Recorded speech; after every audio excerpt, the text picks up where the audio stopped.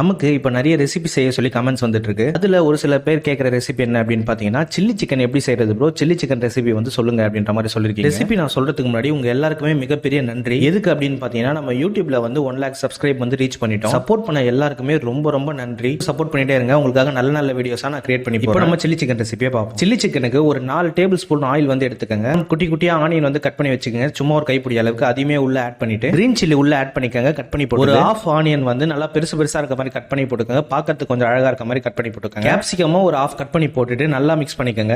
Mix பண்ணி முடிச்சதுக்கு அப்புறம் டொமேட்டோ சாஸ் கொஞ்சம், சில்லி சாஸ் கொஞ்சம், சோயா சாஸ் கொஞ்சம், இதையுமே உள்ள போட்டு நல்லா டீப்பா மிக்ஸ் பண்ணிக்கங்க. மிக்ஸ் பண்ணி முடிச்ச பிறகு தண்ணி உங்களுக்கு தேவையான அளவு ஆட் பண்ணிக்கங்க. எனக்கு வந்து ட்ரையா இருந்தா போதானால நான் கொஞ்சம் தண்ணி ஆட் பண்ணிக்கிறேன். இதுக்கு நல்லா கிரேவியா இல்ல செமி கிரேவியா வேணும்னா இன்னும் கொஞ்சம் தண்ணி எக்ஸ்ட்ரா ஆட் பண்ணிக்கங்க. சால்ட் வந்து ஒரு 2 பிஞ்ச், சில்லி பவுடர் கொஞ்சம், பெப்பர் பவுடர் கொஞ்சம், இதையுமே போட்டு நல்லா மிக்ஸ் பண்ணிக்கங்க. ஒரு அளவுக்கு எல்லாமே கொஞ்சம் கிரேவி மாதிரி மிக்ஸ் பண்ணி ஆல்ரெடி கட் பண்ணி ஃப்ரை பண்ணி வச்ச போன்லெஸ் பீஸை ஆட் பண்ணிக்கங்க.